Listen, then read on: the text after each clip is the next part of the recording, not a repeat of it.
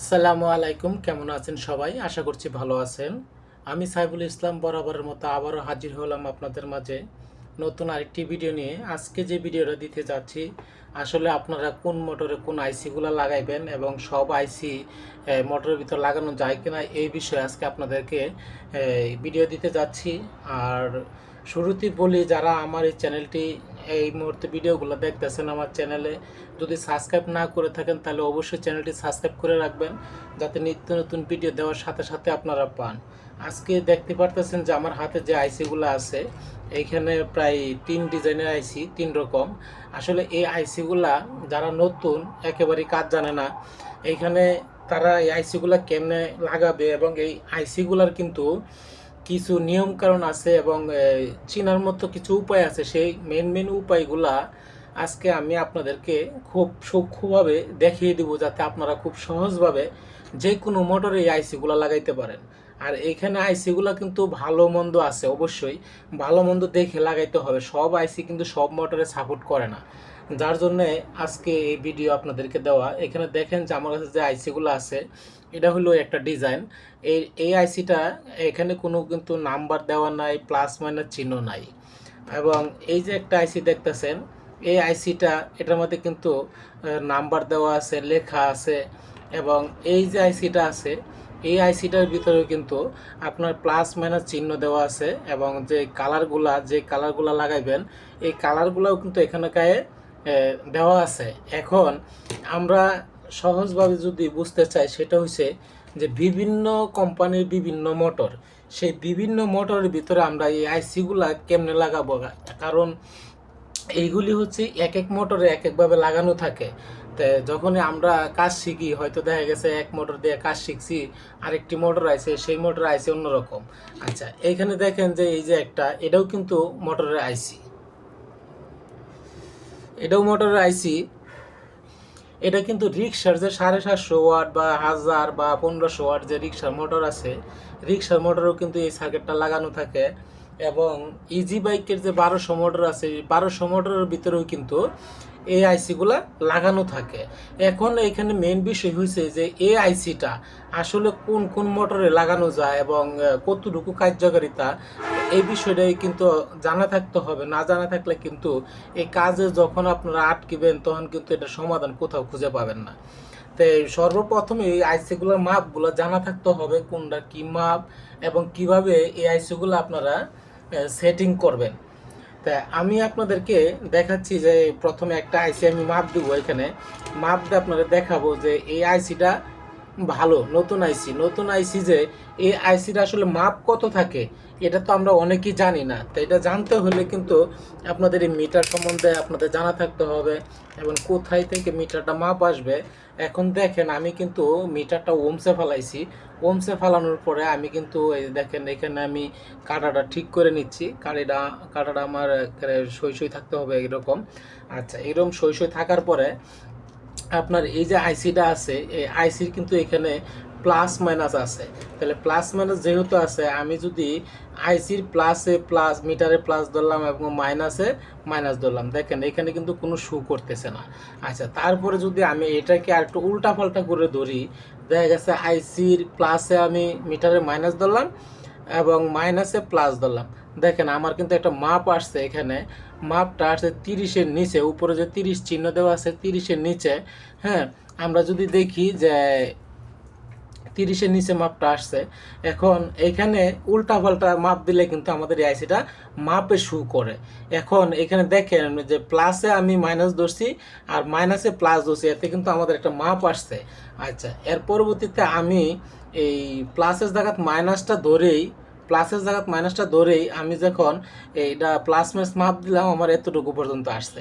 আচ্ছা, পরে যে আমাদের আরও 3টা তারের জায়গা আছে এবং এই 3টা তারের 3টা সাইডের লাইন গেছে, সেইগুলো আমি একটু মাপ দিব। দেখেন এখানে কিন্তু আসতেছে না, এখানেও আসতেছে না, অল্প একটু লড়তেছে। আচ্ছা, এখন আমি যদি এই মাইনাসটা মাইনাসে ধরি, আইসির মাইনাস মিটারের মাইনাস ধরলাম, ধরার পরে এখানে আমাদের এই 3টা সিগন্যাল কী মাপ আসে দেখি। এই দেখেন 10-এর উপরে, 10 ওভার মানে 150-এর উপরে গেছে। আবার এটা দেখি, এটাও সেম টু সেম আসছে। এবং এটা দেখি এটাও সেম টু সেম আসছে। আচ্ছা, এই যে মাপটা আইসি যদি ভালো থাকে, আইসি যদি ভালো থাকে তাহলে আপনাদের মাপটা সেম এটাই আসবে। এই দেখেন এই মাপটাই আসবে, এই আইসিতে এই মাপটাই আসবে। আচ্ছা, এখন আমি কিন্তু এটা নতুন আইসি, ভালো আইসি মাপ দিতেছি। এখন যদি আমি আবার পুনরায় মাইনাসটা প্লাসটা মিটারের প্লাস আইসির প্লাসে ধরলাম, ধরার পরে যদি আমরা এই তিনটা জায়গা মাপ দিই, দেখেন কোনো মাপ আসতেছে না। হ্যাঁ, কোনো মাপ আসতেছে না। এখন এই আইসিটা যদি খারাপ হয় তাহলে কিন্তু এখানে মাপ আসবে, এখানে মাপ আসবে, যে কোনো একটা মাপ আসবে। আর যদি আইসি ভালো থাকে তাহলে কিন্তু এই মাপটা আসবে না। এইলো একটা মাপ পাইলেন আপনারা। আর দ্বিতীয় মাপটা হলো যে আমাদের তিনটা আইসি এক সমান থাকবে। এই দেখেন কতটুকু আসছে। হ্যাঁ, এটা আপনাদের খেয়াল রাখতে হবে যে আমার এখানে তিনটা আইসি, 1 2 3, তিনটা আইসি তিনটা মাপ একুরেট আছে, এক জায়গাতে আছে। যদি এই আইসিগুলা তিনটার ভিতরে যে কোনো একটা সমস্যা হয় তাহলে শর্ট দেখাইতে পারে বা মাপ নাও আসতে পারে। কিন্তু এরকম তিনটা এক জায়গায় থাকবে না, একই মাপ থাকবে না। আইসিটা যদি খারাপ হয় তাহলে আমরা এই সার্কিটটা মাপ দেখলাম। এখন আমরা এদের তো কোনো নাম্বার নাই, কোনো কিছু দেওয়া নাই, প্লাস মাইনাসও দেওয়া নাই, তাহলে আমরা এই আইসিটা কীভাবে মাপবো?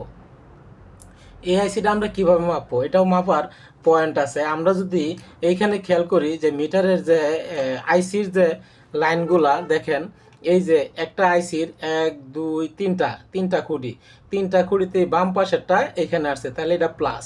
তাইলে আপনার এই আইসিতে আপনার ধরতে হবে 1 2 3, তিনটা খুঁটি, তার মানে এটা প্লাস, এটা প্লাস। তাহলে এখানে কি করছে আপনারা দেখেন যে এটা করছে এই যে আইসির তিনটা প্লাস একখানো করে এই একটা লাইন টান দিছে। এই দেখেন এক লাইনের ভিতরে তিনটা একখানো করছে। আচ্ছা, তারপরে এখানে যে মাইনাসটা আছে, এটার যে মাইনাসটা আছে, মাইনাসটা নিচ দিয়ে আসছে। এটার এই আইসির যে মাঝখানে পাওয়াটা আছে এটা হচ্ছে মাইনাস, এটা মাঝখানের পাও, এটার মাঝখানের পাও, এটার মাঝখানের পাও, তিনটা পাও একখানে করে এখানে মাইনাস তৈরি করছে।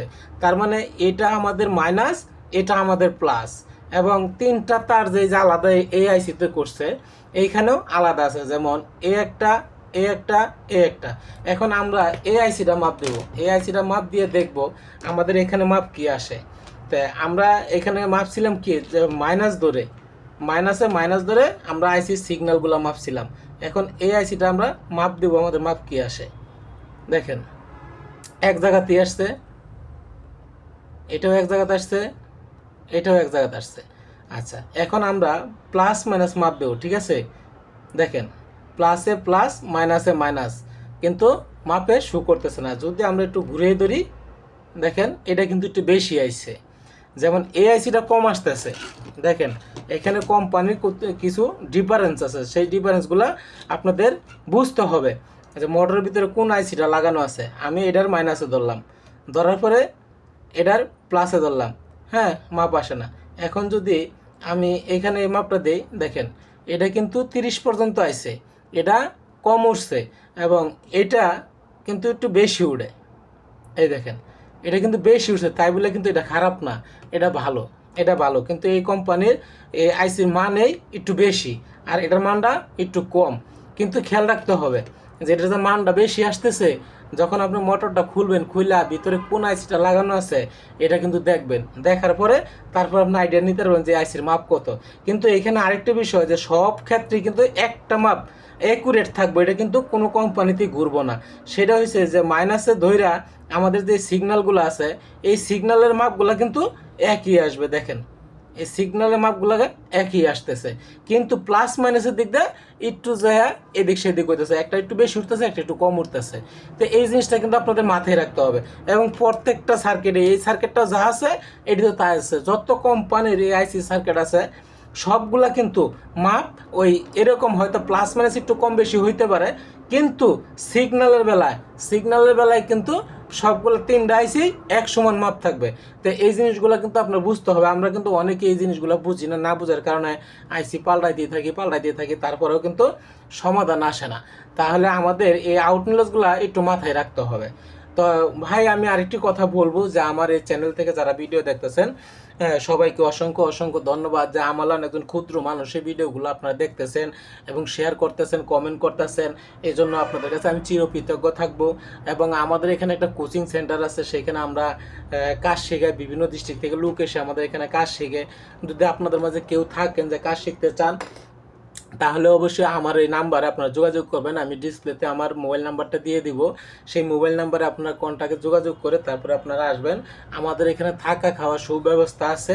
আমরা কমপ্লিট A to Z কাজ শেখাই। আমাদের কাজ শিক্ষার প্রশিক্ষণ দিয়ে আমরা 1 মাস, সর্বোচ্চ 1 মাস এবং সর্বনিম্ন 10-15 দিন 12 দিন যার যত দিনই লাগে, হ্যাঁ, কিন্তু 1 মাসের কোর্স।